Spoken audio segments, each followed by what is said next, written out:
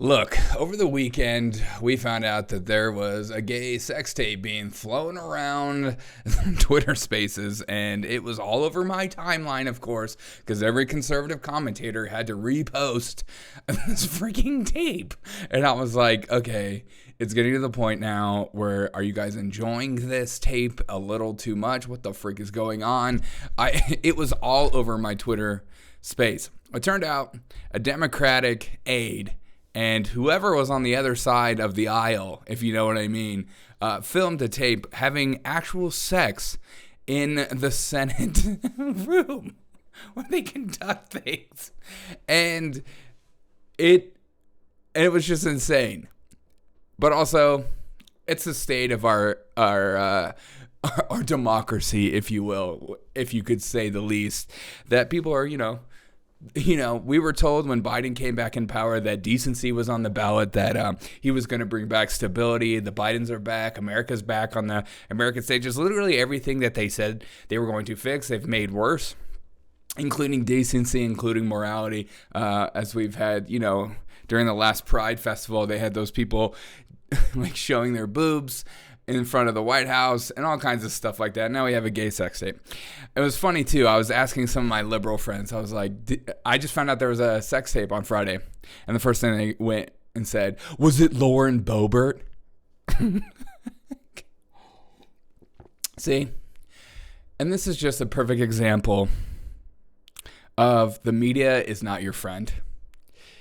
This is from Fox News. NBC frames Senate sex tape video as conservative news outlets pushing the story. Yeah, because you guys don't care. Again, if it was Lauren Boebert, if it was MTG, if it was any other Republican person or aide, there would be nonstop stories everywhere. Literally everywhere, on every page, about how Republicans are full of crap, these Christian Republicans are having sex on the floor, and they don't actually care about family values, blah, blah, blah, blah, blah, or abortion, right? Whatever.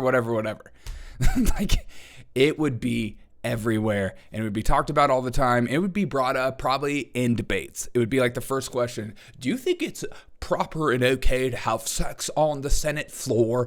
Is that something that you're going to fix in your democracy? But it was nowhere. It was nowhere. Much like Chicago shootings every weekend when black on black crime is happening. If there's a bunch of black people that knock out white people. This is the problem. Our corporate media picks and chooses specifically what they want to share with you. They will do things over the top.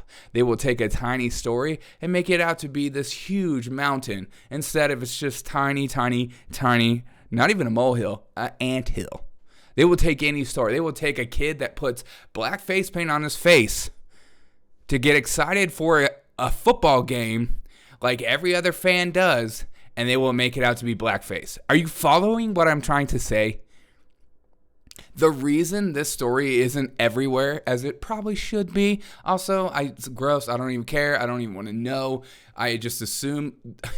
I don't think politicians are decent human beings, so it fits my own internal narrative. I'm like, oh yeah, confirmation bias. That makes sense. Of course they're having, sex on the floor. They choose what you want. They choose what they think you should see.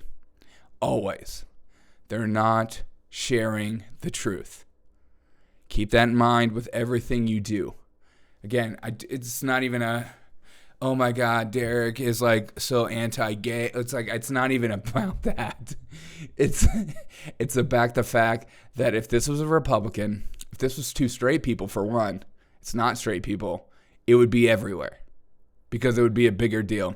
But because it fits a narrative, also it fits what a lot of people on the right say, that people in the LGBTQ space are very open and they don't care about their morals, and they'll, go to gay pride events and wave their penises there. Like, it fits that box, so they don't want to share that.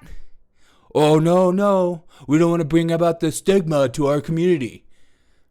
Oh, but we'll stigmatize any other community.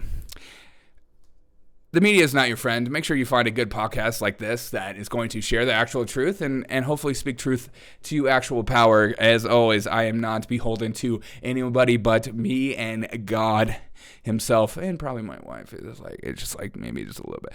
And today, the word of the day is raconteur, which is perfect. Someone who excels in telling anecdotes. Here's it in a sentence. Paulo can even turn mundane experiences into hilarious, entertaining stories. A bona fide raconteur. I just did that this morning for you. And today in history, the Mayflower docks at Plymouth Harbor. Turning out it was a bunch of white supremacists that took over Massachusetts and brought about real change. Make the Mayflower great again. On this day, December 18th, 1620, the British ship Mayflower docked on modern-day Plymouth, Massachusetts, and its passengers prepared to begin their new settlement, taking over colonialism. Oh, God. This is just a reminder, people. If you choose to have sex, even if it's consensual with your wife, your husband, whatever, your partner, whatever, don't film it. It'll be on the internet. And guess what? It'll be on the internet forever.